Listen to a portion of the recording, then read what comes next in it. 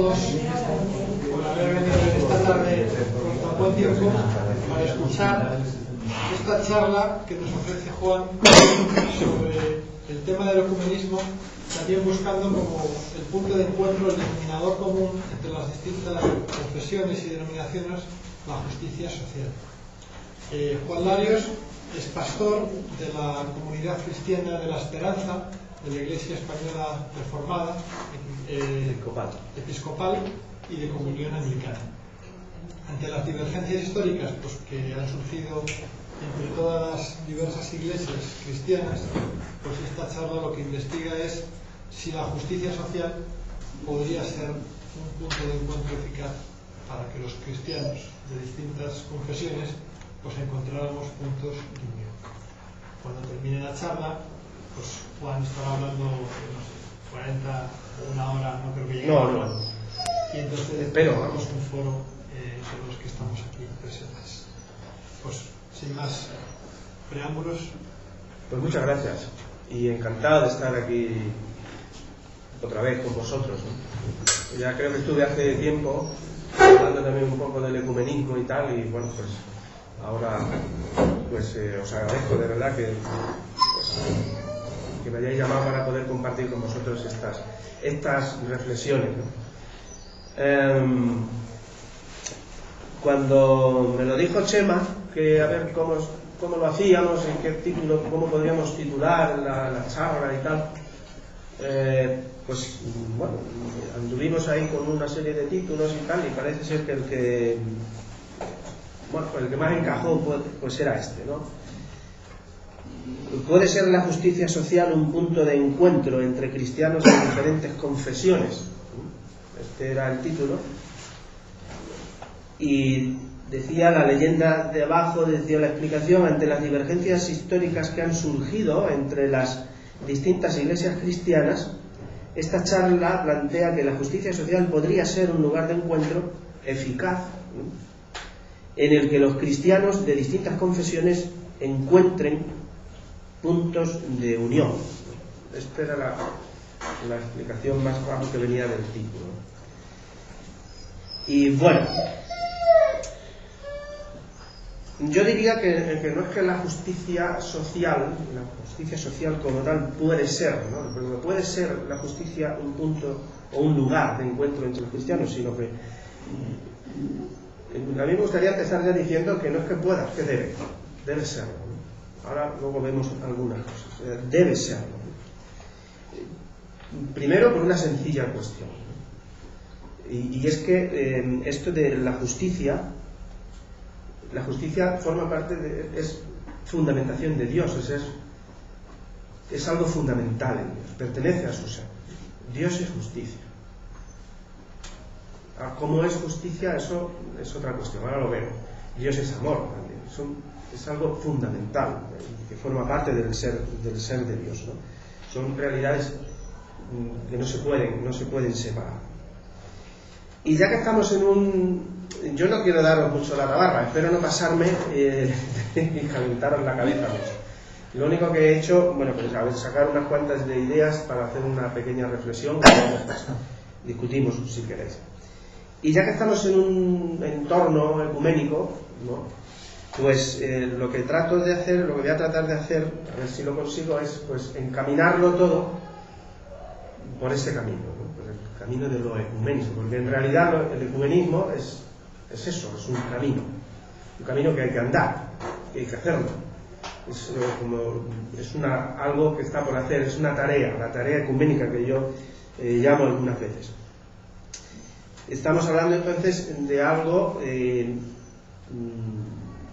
dinámico y algo que está por hacer, por algo se llama movimiento ecuménico, ¿no? No es algo estático, quizás como pasa o como está pasando actualmente, de alguna manera, ¿no?, sino que esto es algo dinámico, por eso se habla del movimiento. Porque si bien es cierto, hay una cuestión importante yo creo que a tener en cuenta. Si bien es cierto que la unidad de la Iglesia es algo que ya nos viene dado, lo queramos o no lo queramos, nos guste o no nos guste, la unidad de la Iglesia es algo que viene dado. es así. ¿Por qué? Pues porque Cristo es Señor de una sola iglesia, no es Señor de muchas iglesias. Cristo es Señor de una iglesia. Entonces, nos guste o no, la unidad de la iglesia está dada, viene dada. Ahora, pero si esto es cierto, también es cierto que precisamente el problema aparece con la cuestión de la historicidad de la iglesia. Es decir, ¿cómo hacemos, cómo concretamos esa unidad en la historia? Ahí viene el problema. Cada iglesia vive, entiende y celebra la fe de una manera, y eso la hace realidad en la historia de una forma, y ahí es donde nace el conflicto. ¿Cómo hacemos esto? ¿Cómo hacemos esto realidad? Y claro, teniendo en cuenta tal y como está hoy la cuestión, tal y como está nuestra sociedad, tal y como es el mundo que hemos construido, este orden que tenemos, yo diría, no sé si estáis de acuerdo o no, pero yo diría que un mundo, una sociedad mayoritariamente injusta. Ahora hablamos de esto, en qué sentido, desde dónde miramos esto. Una sociedad construida sobre criterios deshumanizantes, sobre criterios de ruptura, de separaciones, donde la injusticia está a la orden del día. Creo que eso ahí estaremos de acuerdo, no lo sé. Entonces, ante todo esto, la Iglesia como realidad histórica también, como realidad que forma parte de ese tejido social y de la historia, desde el punto de vista ecuménico, ¿qué hacemos? ¿Cómo planteamos esto? ¿Tenemos que seguir viviendo, seguir sosteniendo la situación que tenemos actualmente? ¿Ayuda esta relación que tenemos las iglesias, estos distanciamientos, estas rupturas, las separaciones? ¿Ayuda esto de verdad? ¿Esto ayuda a la predicación del Evangelio, a la proclamación de la buena nueva? ¿Esto ayuda a la construcción de ese reino de Dios o de esa sociedad nueva? ¿Eso ayuda? Yo, desde mi punto de vista, la respuesta es un no rotundo. Esto no ayuda para nada, todo lo contrario. Ya sabemos que no es la principal o es solamente esta causa, pero yo estoy convencido, y mucha gente está convencido, de que una de las causas de que las personas, la gente, se desvincule de las iglesias, por lo menos las iglesias cristianas, del cristianismo, de la fe, uno de esas cuestiones, de esos motivos es esa ruptura que tenemos entre las iglesias, esas separaciones, ¿no? Creo, yo estoy convencido de que esto es así. Entonces, ¿qué hacemos? Hola, ¿qué hacemos? ¿Seguimos manteniendo esta situación? Porque hay que tener en cuenta una cosa, y esto lo hemos hablado muchas veces en los encuentros ecuménicos y demás. El ecumenismo, yo no sé cómo ocurrirá en otros países, no tengo ni idea, pero en España lo que es el ecumenismo, el movimiento ecuménico, lo ecuménico está en una agonía tremenda, está agonizante. Yo creo que en cierto modo, pues bueno, las causas serían quizás muchas, pero una de las causas es que no se explica, o sea, no se explica bien, o no se tiene interés en que esto se entienda, se explique, porque hay muchas iglesias cristianas que no quieren ni escuchar siquiera hablar de este tipo de cosas. Y esto tiene muchísimo que ver con lo que vamos a hablar, con esto de la justicia, ¿no? Muchísimo que ver, ahora lo veremos. Pero esto de la búsqueda de la unidad, porque tipos de ecumenismos hay muchos, ya sabéis, ¿no? Hay varios tipos de ecumenismo. Pero este en concreto, este de la búsqueda de la unidad de la Iglesia, la unidad visible de la Iglesia desde la justicia, no es que sea algo nuevo, ¿eh? Yo no me lo he inventado yo, ni me lo he sacado aquí así para hablar esta tarde. No, esto ya viene de muy atrás, ¿no? Viene de muy atrás. Hace algunos años, bastantes años ya, en el siglo pasado, Y esto nació hace mucho tiempo, ya lo veis, os digo, viene de atrás, porque, fijaos, a principios del siglo pasado, mediados, nació lo que se llamaba el ecumenismo secular. Una forma de ecumenismo que le llamaron ecumenismo secular. ¿Y por qué nació este ecumenismo? O sea, ¿qué fue lo que originó este tipo de búsqueda de la unidad? Pues precisamente la incapacidad.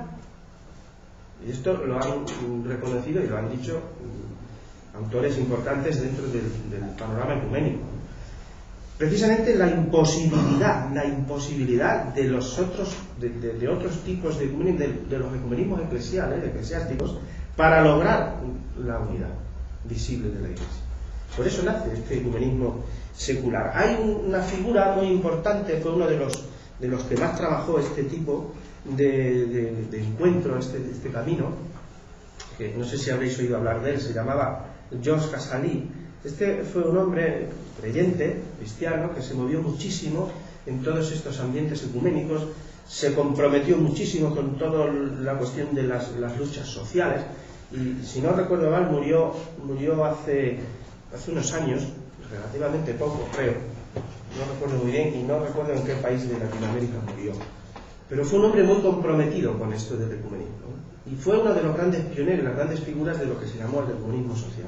El ecumenismo secular. Y este hombre decía lo siguiente, mirad, decía: el ecumenismo secular es la consecuencia ecuménica de una teología y de una fe que ven en el compromiso total de la Iglesia con el mundo su punto de partida. Y también decía, este ecumenismo no es una moda. Fijaos, ya había sus conflictos entonces. Decía, esto no es una moda, decía, esto es una opción fundamental. Es una opción fundamental. Seguramente que todos habéis oído hablar de Congar, ¿no? El padre Congar, seguro que incluso lo habréis leído, ¿no? Una figura tan importante como esta, ¿no? Pues fijaos lo que decía Congar hace ya muchos años. Decía, la experiencia positiva hecha por cristianos comprometidos efectivamente con otros en las actividades de liberación humana, hablaba de liberación humana, hacen de este compromiso una nueva y evangélica experiencia de fe. El lugar de la vivencia evangélica ya no es la Iglesia en tanto que sociedad sacral, es decir, en tanto que puesta aparte, la cuestión esta de lo sagrado y lo profano, estas separaciones, sino la realidad humana de la que sabemos que tiene referencia al reino de Dios. Y después, más adelante en este discurso, decía una cosa muy interesante. Decía, las iglesias oficiales, esto lo decía Congar, nada más y nada menos, decía, las iglesias oficiales son juzgadas actualmente por querer entretener, de hecho, el statu quo de las estructuras sociales que precisamente han de cambiarse. O sea, fijaos por dónde iba esta cuestión. Y sin entrar en profundidades ni en la historia, porque ya me imagino que todos lo conocéis, seguramente todos conocéis la historia del ecumenismo, como nace, al menos el ecumenismo moderno, ¿no? Todos los ambientes, los entornos que aparecen, que se crean, vida y acción, y todo ese tipo de fe y orden, en fin, Consejo Mundial de las Iglesias. No vamos a entrar en eso porque sería muy largo y eso sería cuestión de otra charla. Pero, sin entrar en eso, no obstante, como dije antes, que iba a tratar de encaminar todo esto por la vía ecuménica, sí que quisiera enmarcar de alguna manera lo que voy a decir a continuación dentro de dos conceptos que yo creo que son fundamentales, porque creo que ecumenismo y justicia son inseparables, son opciones fundamentales. Esto no se puede separar. El problema es cómo entendemos cada una de las cosas y cómo las llevamos a cabo. Pero desde mi punto de vista creo que esto es inseparable. Ecumenismo y justicia. Por un lado, la palabra ecumene. Bueno, no soy especialista en griego ni mucho menos, pero ya sabemos todo que la palabra ecumene tiene mucho que ver, es griega y tiene mucho que ver con la casa, con el oikos, que llamaban los griegos. la casa, la vivienda.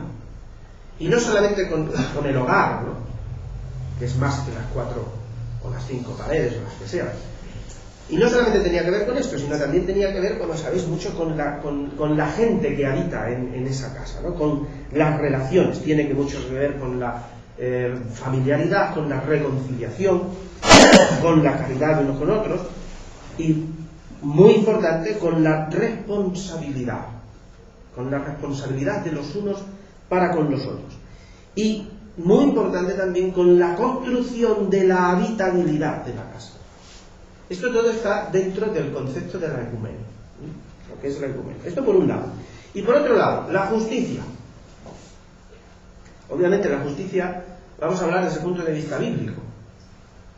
Que no sé quién me decía antes, él me decía antes, Jesús me decía, es que a veces entendemos, o algo así me decía, uy, a veces cambiamos tantas las cosas, entendemos tantas más las cosas en la Biblia, y bien, y toda la razón que tiene, ¿no?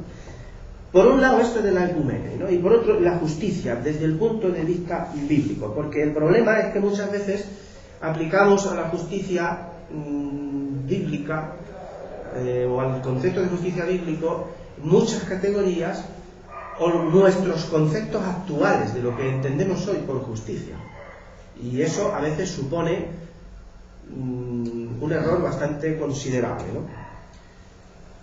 La ecumenia, en su origen, ya sabéis todos que es la tierra conocida, la tierra habitada. Ese es en origen la tierra habitada, el mundo conocido y civilizado. Es decir, la ecumenia es el mundo habitado donde coexisten y conviven diferentes pueblos con sus peculiaridades cada uno de cultura, de lengua, visiones, etc. Eso es, en principio, es la ecumenia, el mundo habitado, ¿no? En un sentido primario, este mundo habitado, como sabéis seguramente, pues es el mundo de los griegos, el mundo de los helenos. El mundo griego que ofrece al resto una forma de entender la vida, de entender el mundo, una cosmovisión, una manera de interpretar y de vivir, una cultura. Entonces resulta que todos aquellos pueblos que aceptan vivir bajo esa ecumenia, es pueblo civilizado, es tierra civilizada. El resto, lo que está fuera de la ecumenia, es terreno bárbaro, como llamaban los griegos, ¿no? Estos son los bárbaros, es la gente no civilizada. Eso en sentido primario. Posteriormente llega Roma, y aquí las cosas empiezan a cambiar. Roma añade una perspectiva diferente, añade la perspectiva política, o una nota más, diría en lenguaje zubiliano, ¿no?, una nota más. ¿Cuál es esa nota? La nota política. ¿Cuál es? La paz romana. ¿Y en qué se convierte entonces la ecumenia? Pues la ecumenia es la tierra donde habitan los pueblos que aceptan vivir bajo la paz romana. Es decir, los pueblos que habitan y se dejan bajo el imperio de Roma. Y luego llega el cristianismo. Y el cristianismo añade otra perspectiva. Y yo creo que muchísimo más esperanzadora y muchísimo más preciosa en origen. Luego lo que hemos hecho ya con esto, a estas alturas de la historia, eso ya es otro cantar. Pero fijaos, la perspectiva cristiana de la ecumenia. El Nuevo Testamento habla varias veces de lo ecuménico, de la ecumenia. Unas veces se refiere al mundo en general, otras veces se refiere al mundo que está dentro del imperio de Roma, y luego hace un énfasis muy particular en el carácter transitorio de la ecumenia de la historia, porque dice que esta ecumenia apunta a otra ecumenia diferente, nueva. ¿Cuál es la ecumenia nueva? El cristianismo, el Nuevo Testamento, dice esa ecumenia nueva, esa nueva tierra habitada por todos, sin distinción, será el reino de Dios, o el reinado de Dios. Eso lo expresó de una manera impresionante y que cala, uno de los más grandes ecumenistas, yo creo que de la historia. Juan Bosch era español, ¿no? El padre Juan Bosch. En uno de sus libros, de sus obras, describía esto que os acabo de decir de esta manera. Decía: el Nuevo Testamento entiende el ecumenismo como un proceso en continuo desarrollo, decía él, que se inicia como la tierra habitada. Fijaos qué preciosidad. La tierra habitada que va haciéndose habitable por toda la familia humana, sin distinción, y que no termina en la frontera de la historia, sino que va más allá. Y lo más precioso que decía era que, y donde el ser humano es llamado a colaborar en su construcción. Así es como entendía este hombre lo que el Nuevo Testamento decía sobre lo ecuménico. Esto es, creo, a mí desde luego me jala, me llega, ¿no? De manera que, como vemos, esto del ecumenismo cristiano no es ninguna abogada. Y no debería ser, desde mi punto de vista, no debería ser reducido como lo que tenemos hoy, que por supuesto yo participo prácticamente en todos los que puedo, pero no debería ser reducido a esa serie de encuentros protocolarios todos los años entre algunas iglesias, que son, ya sabemos, los católicos, una iglesia protestante, o las protestantes que hay en España, los anglicanos y los ortodoxos, punto y final, no hay más. Y no deberíamos reducir el trabajo ecuménico, el ecumenismo a esto, ni deberíamos reducirlo o dejarlo ahí en un montón de documentos, que está muy bien, y de escritos, que luego, como decía, no recuerdo ahora quién era, el Agustino decía documentos que luego no lee nadie lee, ¿no? Sino que tendríamos que repensarlo, pensarlo y ir más allá de este tipo de ecumenismo eclesiástico, puramente eclesiástico.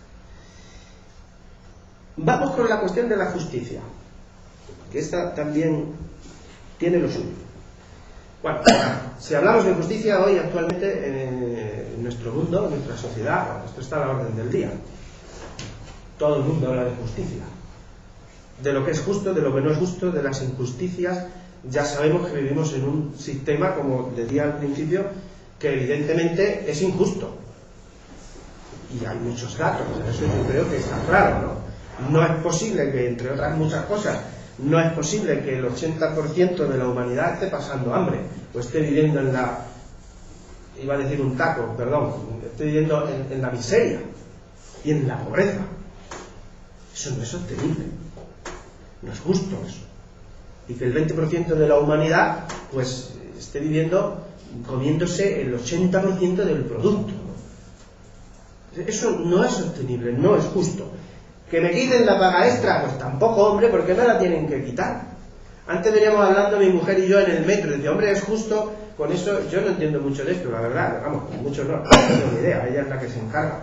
Con esto del IRPF, ¿cómo es posible que una persona que gana 2.000 euros o 1.500 euros al mes entre en el mismo baremo que una persona que gane 22.000? Joder, no, esto llama la atención. En fin, hablar de justicia e injusticia hoy aquí, esto está a la orden del día. Ahora, si hablamos de justicia desde nuestra perspectiva, desde el punto de vista jurídico, yo no sé si hay por aquí algún abogado o abogada, que seguro que obviamente sabrá mucho más, sabe muchísimo más que yo de las cuestiones jurídicas, pero en realidad, si tuviéramos que definir qué es esto de la justicia, ¿cómo entendemos hoy la justicia?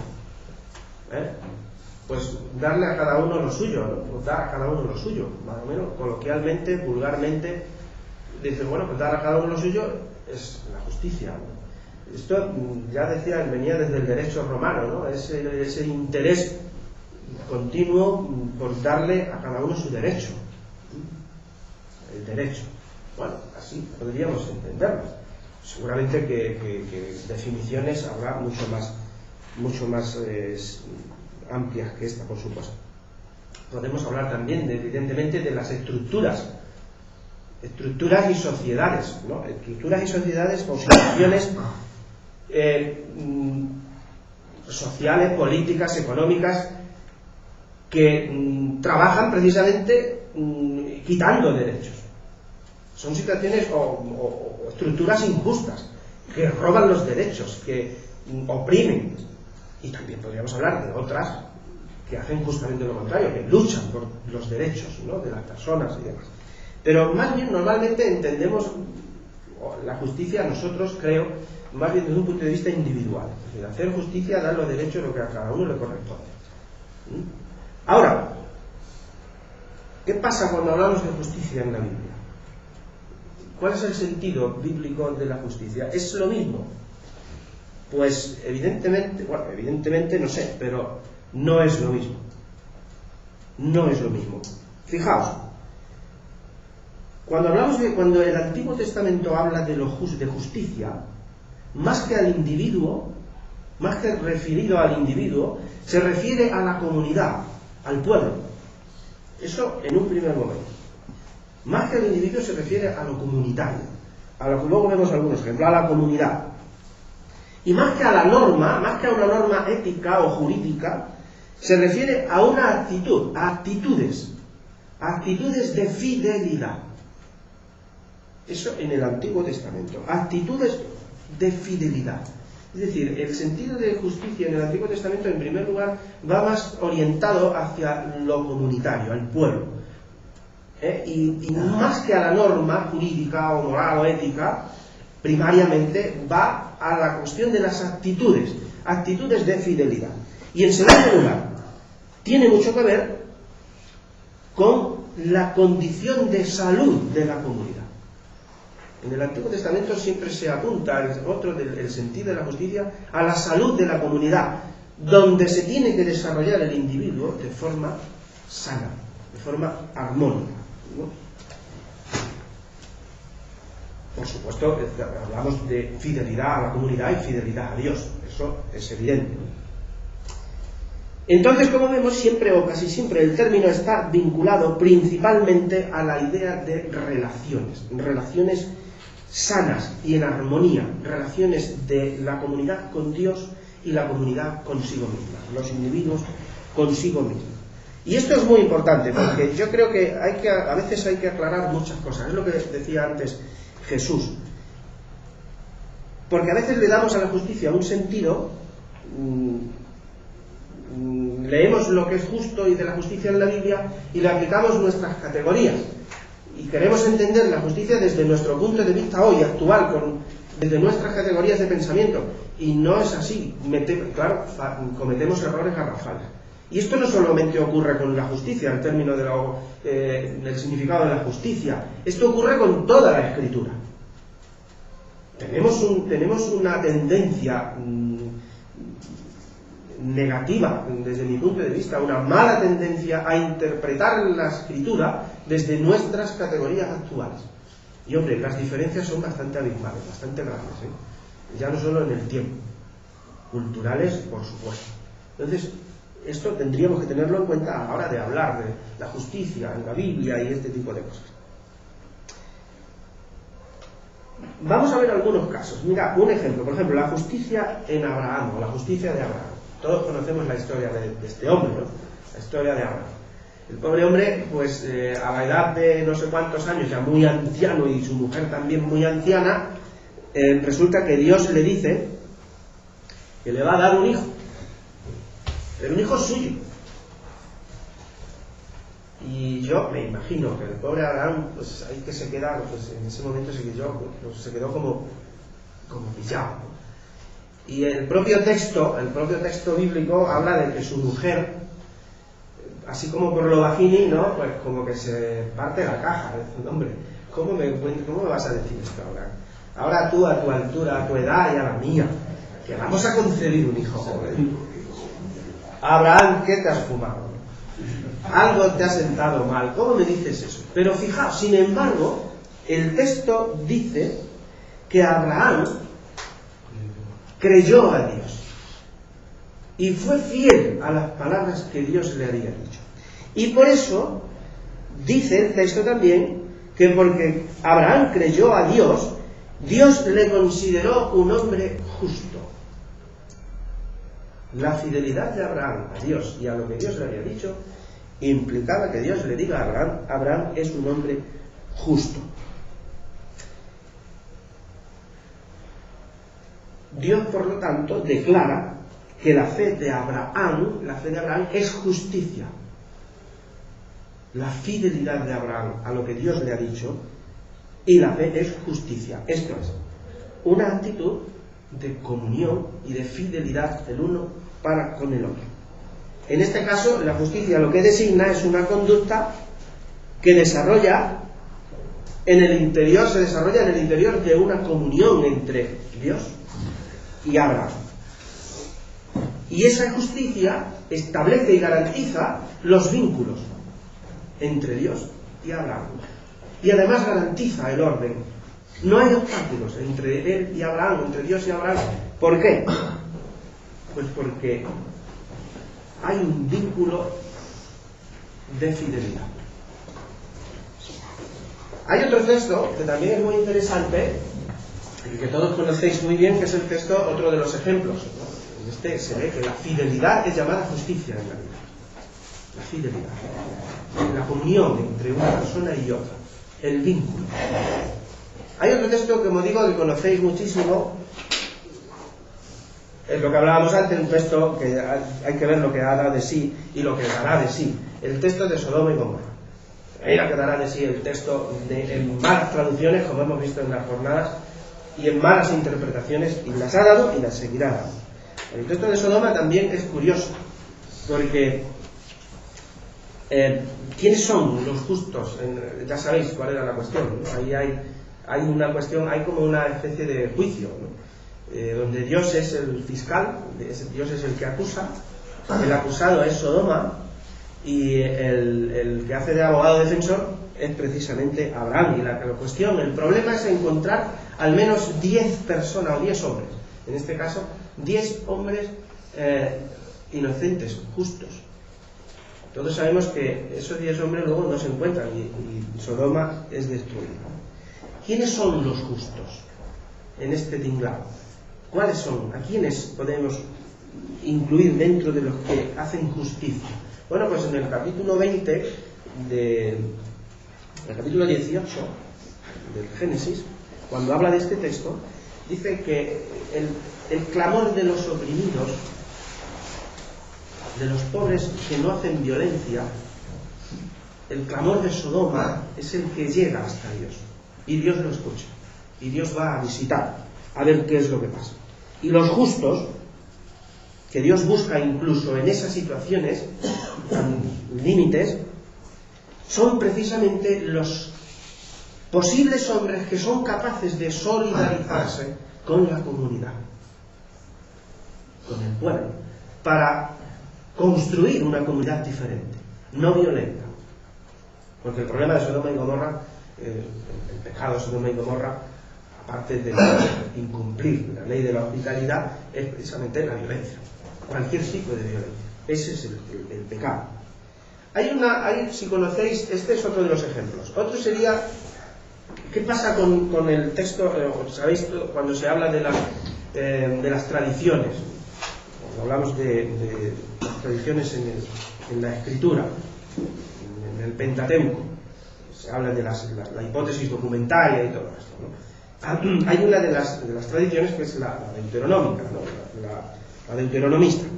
Y bueno, ya sabéis que esto va desde el Deuteronomio a la Segunda de Reyes, y que probablemente estos textos se escribieron entre el reinado del siglo VII y el destierro.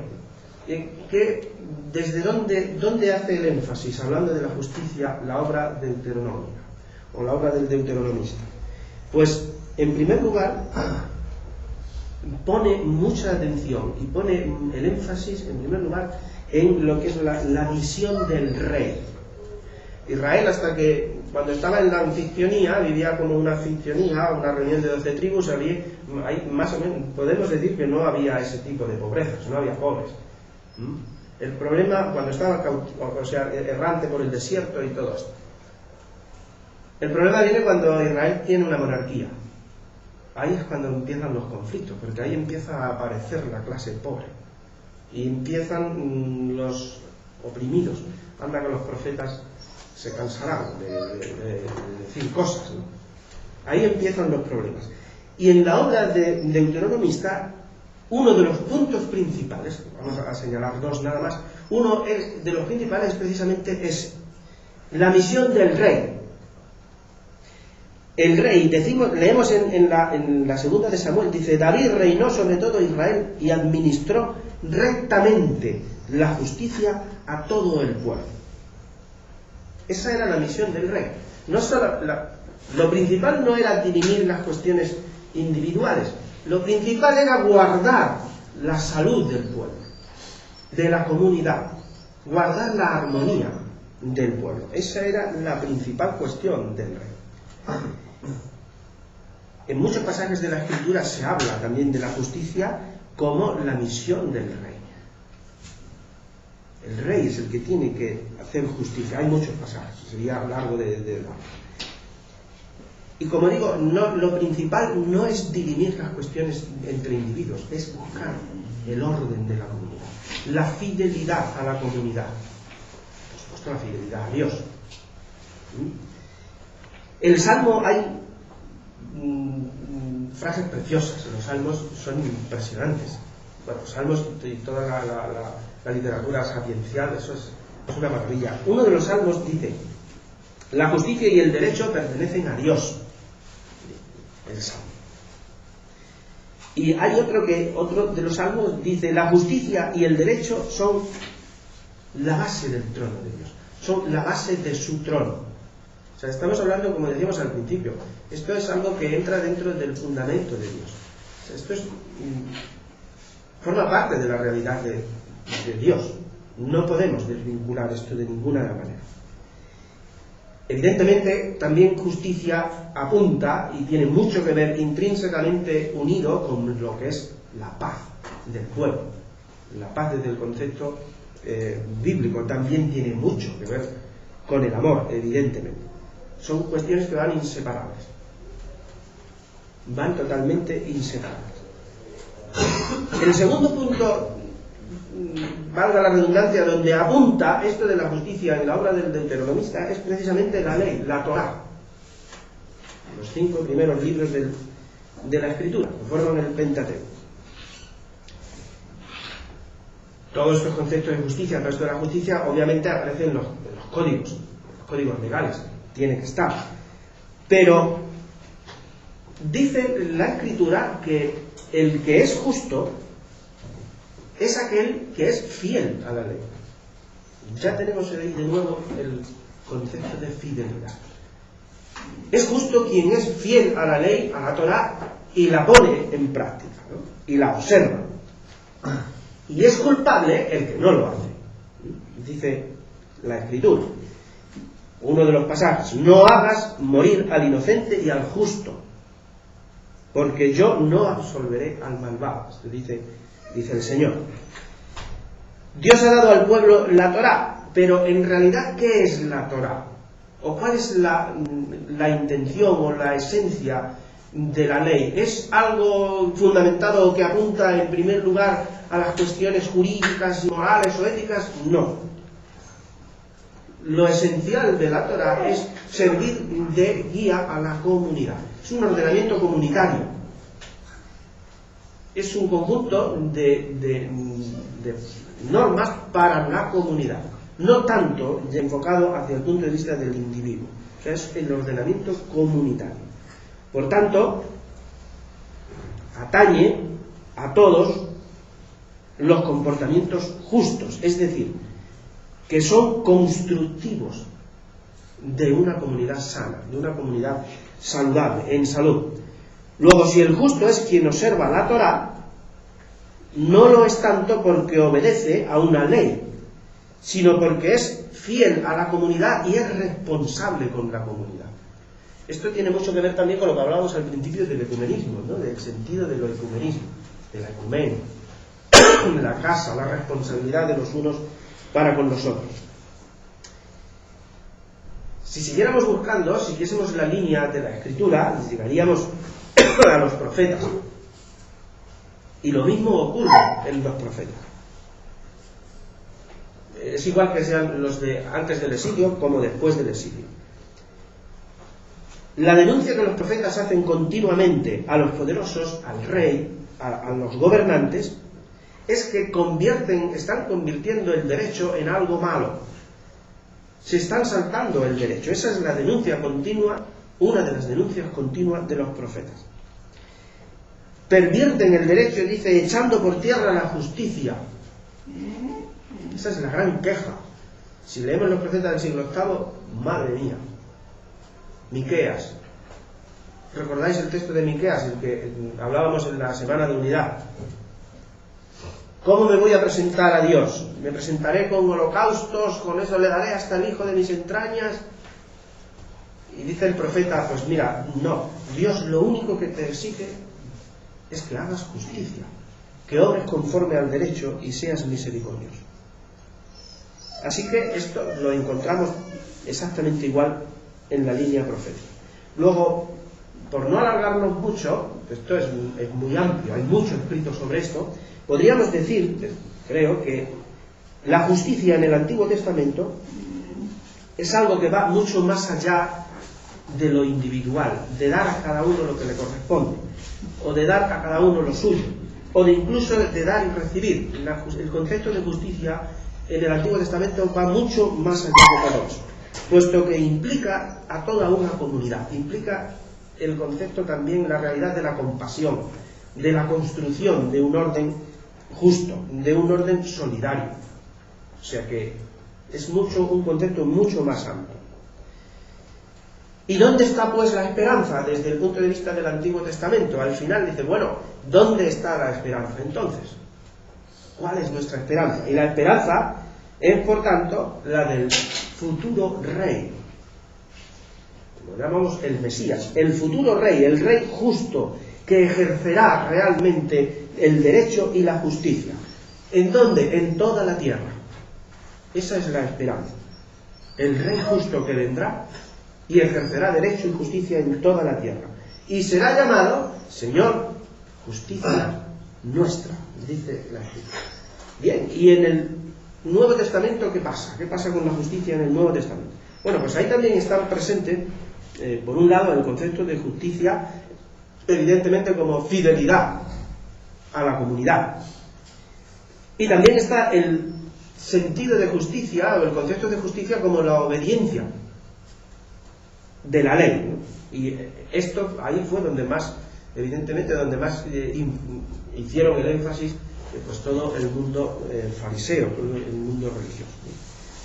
Pero ¿cuál es la idea que predomina en el Nuevo Testamento acerca de la justicia? La idea de justicia como salvación. La justicia de Dios como salvación. Esa es la idea que predomina en todo el Nuevo Testamento. Por tomar un ejemplo, el Evangelio de Mateo. Hay un texto precioso que es como el arranque, es como la médula de todo este tema en el Evangelio. ¿Y cuál es? El que dice Mateo, buscad el reino de Dios y su justicia primeramente. Primeramente el reino de Dios y su justicia. Lo demás será dado por añadidura. Así que la idea principal que brota de la predicación de Jesús en cuanto a la justicia es que ser justos, ¿qué es? Es hacer la voluntad del Padre. Eso es ser justo. Justo es aquel que hace la voluntad del Padre. Y hacer la voluntad del Padre es creer en el anuncio del camino de la justicia y ponerlo en práctica, claro. Si cogemos el Sermón del Monte o el Sermón de la Montaña, ahí lo tenemos perfectamente reflejado. Ahí está perfectamente claro. Así que para Mateo la justicia es vivir como vivió Jesús, según los criterios de Jesús. Y es querer también hacer realidad una comunidad o una sociedad nueva en la que la regla es el propio Jesús. La regla, el propio Jesús. Así que el camino de la justicia es, por tanto, una nueva realidad que se contrapone a los criterios de este mundo. La construcción de esa nueva sociedad, de esa nueva ecúmene, está construida desde otros criterios, no desde los criterios de este mundo.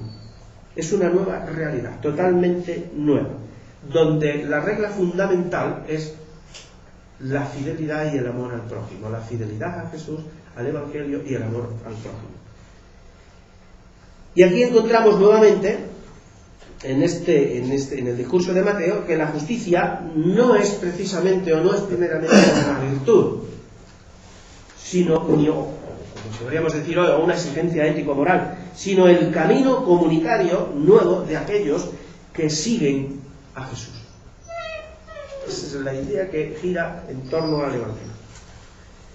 Si cogiéramos en Lucas, en vez de justicia se habla del justo sufriente, el hombre que es justo hasta el final y que es fiel al Padre hasta el final y es fiel a la humanidad hasta dar su vida, y dar su vida de muerte en la cruz.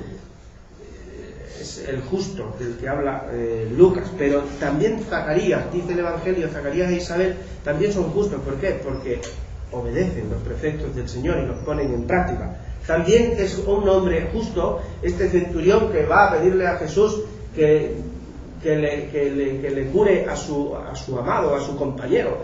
También es considerado justo. No he visto nunca una fe como esta, dice Jesús. También es considerado justo Cornelio, en el libro de los Hechos. También es considerado justo porque dice el texto que es un hombre temeroso de Dios. Es un hombre que es fiel. En Pablo, Pablo es complicado en todo este tema, pero para sintetizar, digamos que Pablo resume todo esto con una frase. Dice, ¿cuál es la justicia de Dios? Cristo.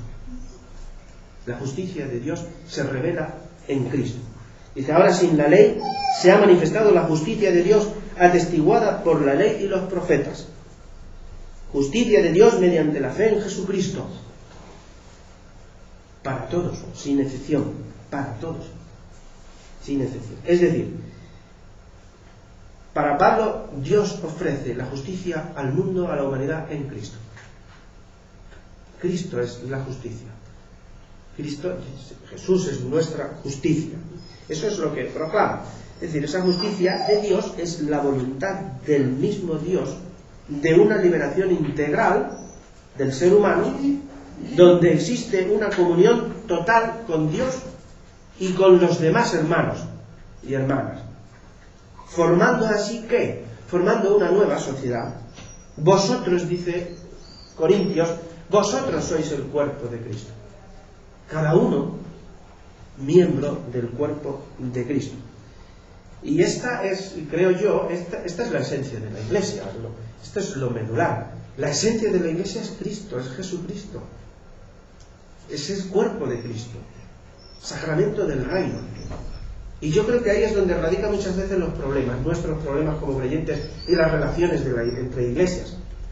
Eso es lo medular, para mí es lo esencial, lo que está en el centro. Cuando desplazamos eso esencial del centro, cuando desplazamos la esencia y colocamos en su lugar las estructuras, las doctrinas, las teologías, ahí es donde viene el conflicto. Creo que, al menos desde mi punto de vista. Luego, para concluir esto, para la Biblia, la justicia es garantía de un espacio relacional que edifica y conserva la comunidad de los hombres con Dios y de los hombres consigo mismos. Fidelidad y comunión entre los hombres con Dios y de los hombres consigo mismos. Por tanto, yo creo que hablar de ecumenismo y hablar de justicia es algo que no podemos separar. Son opciones fundamentales, están en el centro de la cuestión. No podemos separar esto. Y claro, hablar de justicia, como decíamos, la justicia social, llegados hasta aquí, pues retomo la pregunta que decíamos al principio: ¿puede ser la justicia social un punto de encuentro eficaz para construir la unidad visible de la Iglesia? O es decir, yo le preguntaría de otra manera: ¿la justicia social crea comunión eclesial? crea comunión eclesial, la justicia social, ya hemos visto dónde estamos, en esto del ecumenismo entre las iglesias. Estamos en un impasse, en un punto de angustia tremendo. Hay un parón tremendo, hay una agonía tremenda en lo ecuménico, al menos en este país. Entonces, está muy bien todo esto de los encuentros, y ya digo, yo participo en la medida que puedo en todos, y está muy bien todos los documentos que se escriben, los encuentros a niveles de jerarquías, a niveles de teólogos, el ecumenismo institucional, el ecumenismo doctrinal, el espiritual, está bien, por supuesto. Pero con todo y con eso, ¿dónde estamos? Luego, yo soy de la manera de pensar que hay que hacer realmente, ser justos con esto, es decir, esto es un movimiento, hay que moverse, hay que buscar, hay que seguir andando. Y es probable, yo desde mi punto de vista creo que la justicia social hoy actualmente, al menos en nuestro país, no es solamente que sea un lugar eficaz, sino que es el lugar eficaz para construir la unidad visible de la Iglesia. Al menos esa es mi opinión. No voy a seguir hablando mucho más, porque, bueno, a lo mejor sería ahondar en lo mismo, ¿no? Pero sí hacer hincapié que desde el punto de vista nuestro, el punto de vista cristiano, el creyente, todo lo ecuménico, todo esto tiene muchísimo que ver con la justicia, con lo que es justo desde el punto de vista bíblico, y tiene mucho que ver con la ecumene, con esa tierra habitada que se va haciendo habitable, y tiene mucho que ver con nuestras actitudes de fidelidad también, de fidelidad al Evangelio, de fidelidad a la comunidad humana. Y por eso digo e insisto que creo, desde mi punto de vista, que hoy la justicia, encontrarnos en la justicia social, en el ámbito de la justicia social, creo que es la manera eficaz hoy mismo, tal y como están nuestras cosas, nuestra realidad, de construir una auténtica unidad visible. Y bueno, yo no voy a hablar mucho más, lo cuento y lo digo desde mi experiencia. Esto no solamente es pura teoría, aunque estará mejor o estará peor, pero lo hablo desde la experiencia. Nosotros voy a decir yo en primer lugar, aunque lo dicen esto del burro delante para que no se espante, ¿no? Hemos sido capaces, nuestros años nos va costando, de construir una comunidad que trabaja no me refiero concretamente a nuestra comunidad de la esperanza, que también lo hace, porque es completamente abierta, ecuménica, inclusiva y todo lo que queráis. Pero a nivel ecuménico sí que hemos construido un grupo ecuménico, valga la redundancia, donde nos centramos en la cuestión de la justicia social, y se han derrumbado las barreras, al menos las barreras teológicas, todo este tipo de impedimentos, de muros que tienen las iglesias. En este grupo se han derrumbado. Lo forman curas católicos, anglicanos y algún pastor protestante de alguna iglesia evangélica protestante. Hemos sido capaces de construir ese grupo donde lo que ha privado es precisamente la fidelidad al Evangelio y a la comunidad, el servicio a la comunidad. Y la experiencia de este año, para mí al menos, y para otro compañero, ha sido tremenda. Ha sido una experiencia evangélica de comunión tremenda. Porque, bueno, por primera vez en mucho tiempo, a mí me han invitado en una comunidad católica romana, en esta Semana Santa, en 3 ocasiones, a participar de la propia Eucaristía, o sea, a compartir la mesa. Incluso hasta me han dado las formas, y me ha dicho el párroco, vete por allí, y porque había mucha gente. Y os cuento esto porque lo importante, y se lo contaba precisamente a un íntimo amigo mío, muy buen amigo, lo conoce, Jesús Martínez, le contaba, decía, mira, os lo cuento a vosotros de la misma manera. ¿Por qué esto es importante? Porque cuando esto ocurrió, mi sentimiento, pues luego después de la celebración, pues os podéis imaginar, mi sentimiento era decir, he vuelto a casa. He vuelto a casa con mis hermanos y no ha habido ningún problema. Aunque haya respetado, y yo respeto mi identidad anglicana y mi forma de ver, pero estoy en mi casa, estoy en la casa de todos, no hay barreras. Hemos roto esos muros. Luego yo creo que es posible, ¿no? Es totalmente posible. Lo que pasa es que habrá que dar algunos pasos, ¿no?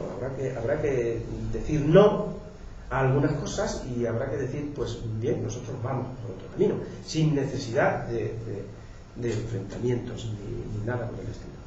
Pero o sea que esto os lo he contado todo y creo que está fundamentado en la experiencia, al menos en la mía y en la de otros compañeros. Creo sinceramente y totalmente que hoy la justicia social es algo en lo que los cristianos podemos encontrar, el lugar donde podemos encontrar realmente un entorno auténtico para hacer realidad visible esa unidad. La unidad que tantos no, quizás, algunos y algunas ansiamos. Así que bueno, ya no os canso más, que ya os he dado suficiente. Y bueno, pues ahora si queréis, más que pregunta va, pregunta viene, pues si entablamos un diálogo es lo que hacemos en mi comunidad. En mi comunidad cuando... Muchas gracias, compañero. En mi comunidad cuando hacemos la reflexión o la homilía o tal, pues luego la discutimos, ¿no? Cada uno aporta su eco, su opinión y demás. Así que podríamos hacer algo parecido. No sé hasta cuando queráis. Hasta las 10. Bueno, 10 ya va a ser mucho, ¿no? Digo yo. No sé. Yo quería, perdona, más que dialogar, quería preguntarte a propósito de esto que has comentado, de este grupo, que nos contaras algo más sobre a lo mejor un pelín su historia y en qué cosas habéis estado trabajando juntos, que eso es lo que en definitiva entiendo la justicia social en general, pero a lo mejor en particular habéis hecho pues determinadas cosas que son las que han hecho que se caigan esas barreras. Entonces, no sé, podrías concretar un poco más pues, esa experiencia que has mencionado ahora al final de tu charla. Bueno, este grupo que hemos formado, este grupo de hermanos, pues hace ya hace varios años que estamos trabajando juntos. Nos juntamos mucho, nos conocimos, pues en realidad nos conocimos, todo empezó desde la Semana de la Unidad. Yo conocí a un sacerdote, el sacerdote me conoció a mí, ¿qué tal? Pues más o menos vimos que teníamos una sintonía y bueno, empezamos, oye, ¿por qué no comenzamos a hacer algo juntos y tal, desde tu comunidad, desde la mía? Y bueno, eso se tradujo después en encuentros periódicos, se tradujo también en que tratamos de por qué no ampliamos, quién estaría interesado en formar un grupo más amplio y trabajar juntos. Y bueno, pues siempre más o menos uno tiene idea de quiénes pueden estar en sintonía contigo, quiénes no. Estoy hablando de ciudades del sur, ¿no? Desde Madrid, Móstoles, Alcorcón. Y bueno, pues empezamos a ponernos en contacto con otras personas que sabíamos o intuíamos que probablemente podrían estar en sintonía, ¿no? Y así fue. En principio se redujo o se ha reducido a encuentros periódicos, cada 15 días, cada mes, luego cada 15, cada semana. Comemos juntos, mucho, compartimos muchas cosas. Y compartimos, claro, hay una cuestión que siempre, yo creo que de esto los curas saben mucho, tal vez más que yo. El cura escucha mucho las cuitas de los demás, ¿no? Pero luego, ¿quién escucha al cura, no? ¿A dónde va el cura a desahogar sus angustias y sus temores y todo esto? Pues, en cierto modo, ese fue uno de los puntos fundamentales, o quizás más importantes, de este grupo. Dijimos, bueno, si hemos de compartirlo, de compartir cosas, pues vamos a compartir todo, ¿no? Si compartimos la mesa, compartimos la comida, vamos a compartir esto. Y fue de una sanidad tremenda, ¿no? Porque ahí también es un entorno terapéutico para todos nosotros. Compartimos las angustias, las alegrías, los miedos, nos conocemos muy bien, ya cada uno. Y una vez que esto se fue concretando y que perdimos esas desconfianzas, no fue así de golpe, entonces, claro, pensamos, bueno, esto habrá que concretarlo también de alguna manera en la comunidad, ¿no? Y bueno, pues entonces empezamos a trabajar con ciertos casos de personas que tenían ciertas dificultades económicas, emocionales y demás, en grupo. Es decir, bueno, pues vamos a hacerlo, vamos a ayudar. Y en esa realidad que hemos creado, que hemos hecho, que hemos constituido, pues realmente nos hemos dado cuenta de que no hay tantos problemas, de que esto que voy a decir, no sé, a lo mejor no, alguno no está muy de acuerdo, pero es que estamos fundamentando mucho de la vivencia del Evangelio en puras barbaridades. Estamos viviendo y fundamentando la vivencia cristiana, la vida cristiana, la vida de fe, en hipocresías tremendas, en todo aquello que suena lo políticamente correcto. Y yo creemos que Jesús, desde luego, de políticamente correcto tenía poco. Entonces nos hemos dado cuenta de que no es tan complicado, de que lo que nos separan en realidad son muros que hemos creado por intereses espurios, totalmente o espurios al Evangelio, que no tienen que ver con el Evangelio. Y lo fundamental es el Evangelio, lo fundamental es Jesús, es Cristo. Entonces, en este grupo, pues tanto ayudamos a una persona, uno se encarga, pues concretamente a una persona, uno de los compañeros, pues todos los meses le hace una compra grande, por su situación. Cuando ha habido personas que han necesitado una ayuda emocional porque han tenido una angustia grande, pues, oye, encárgate de esto. Y normalmente nos hemos repartido el trabajo, siempre, pero funciona. O sea, esto es más o menos la historia muy sintética de este grupito que llevamos algunos años ya trabajando con esto. Y bueno, hemos hecho otras cosas que no puedo decir en público, no más, porque no sería adecuado, no sería adecuado. Pero